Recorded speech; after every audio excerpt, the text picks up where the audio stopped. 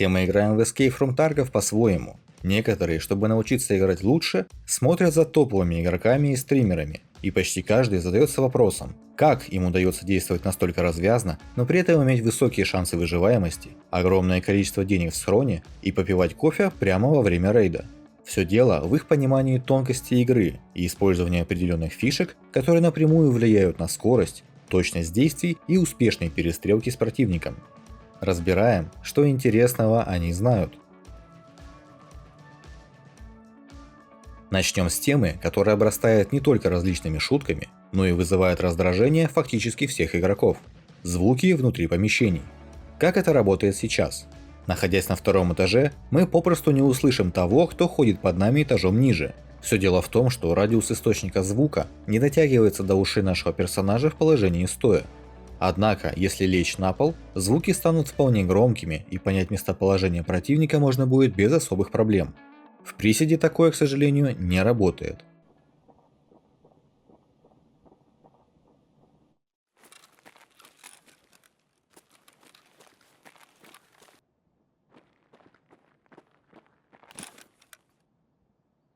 Вопросы про звуки в игре обсуждаются не один год как со стороны игроков, так и со стороны команды проекта. Разработчики через подкасты и официальные ролики уже не раз говорили об этой теме. Необходимо качественно отражать все звуки передвижения персонажей, с учетом как снаряжения, так и характера местности, по которой передвигается игрок. Это и городские улицы, и индустриальные объекты с помещениями и подвалами, и лесные массивы или открытые пространства. Все это записывается нашей командой и потом обрабатывается. Звук в игровом мире в конечном итоге работает через систему перекрытия, то есть к каждому звуку добавляется еще один, еще звук и так по цепочке.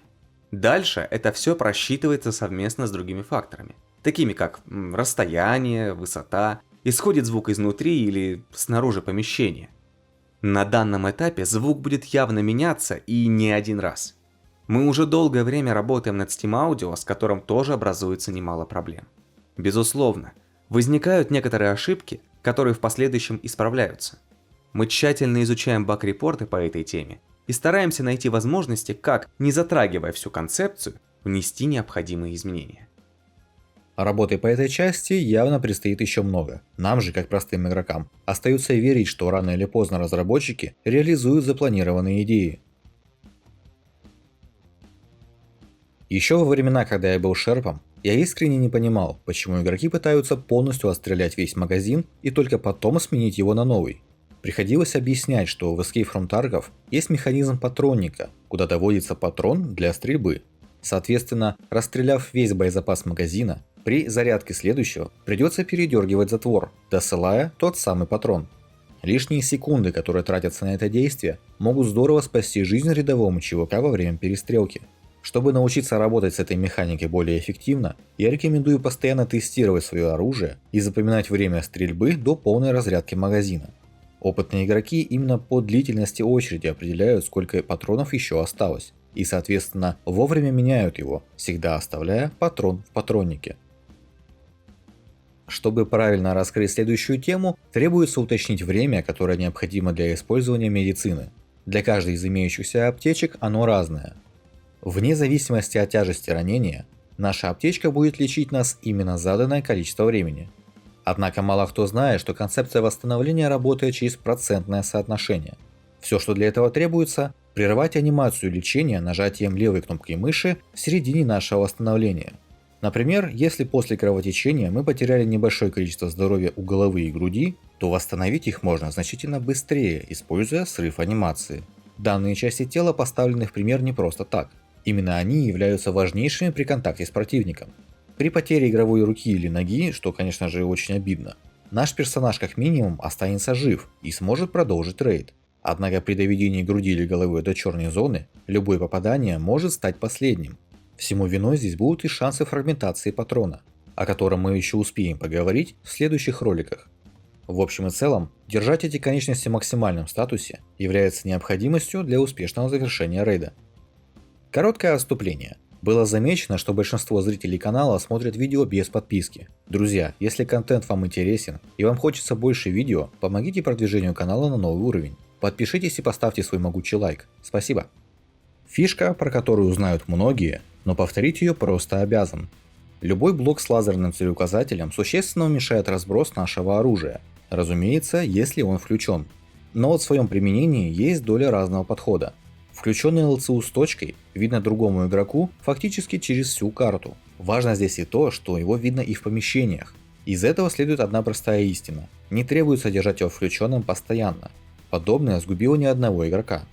Чтобы ощущать те же бонусы к точности, на некоторых ЛЦУ блоках есть режим работы с инфракрасным осветителем. Именно он нам и требуется в случаях штурма помещений либо ожиданий противника. Если же выбранный нами ЛЦУ не поддерживает подобный режим, я рекомендую использовать зеленую точку, как наименее заметную. Ну ладно, мои дорогие, раз вы так хорошо ставите лайки, держите еще две полезные механики, которые позволят играть круче. Механика усталости появилась очень давно, но лишь недавно приобрела свои особенные черты.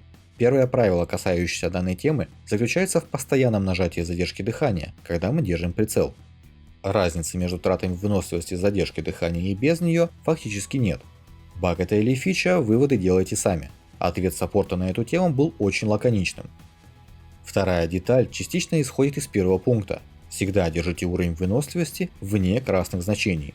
Здесь в дело вступает еще и то, что каждое попадание по нам снимает часть выносливости, соответственно, отбежать за укрытие в данном случае выйдет с трудом. Также не стоит забывать, что красная зона или вовсе полный ноль по выносливости начинает отражаться на нашем персонаже.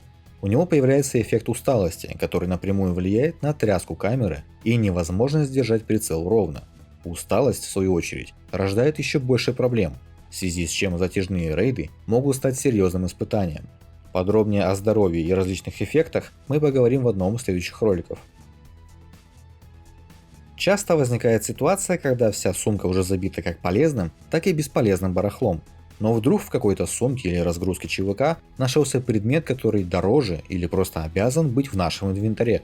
В этом положении приходится перебрасывать вещи из одного места в другое, либо вовсе избавляться от них, и только потом переносить нужный предмет. Но мало кто знает, что перенести новую вещь и выбросить старую можно одновременно. Для начала разберем систему удаления предмета.